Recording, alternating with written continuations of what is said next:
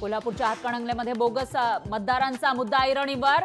अंबप गावात 718 मतदार बोगस असल्याचा आरोप।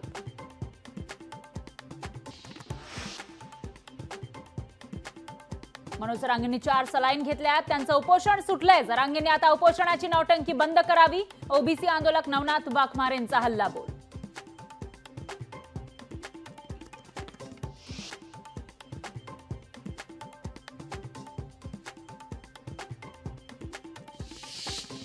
मराठा आंदोलकांचं शिष्टमंडळ आज मुख्यमंत्र्यांची भेट घेणार। मंत्री शंभूराज देसाईंची रात्री आझाद मैदानावर जाऊन घेतली होती। शंभूराज देसाई यांनी आंदोलकांची घेतली होती रात्री भेट। आरक्षणाच्या मुद्द्यावर जालन्यामध्ये 2 उपोषण सुरू। मनोज जरांगेंच्या उपोषणाचा आज 6वा दिवस तर लक्ष्मण हाकेंच्या उपोषणाचा 4था दिवस। जरांगेंच्या समर्थनार्थ आज परभणीसह जालना बंद।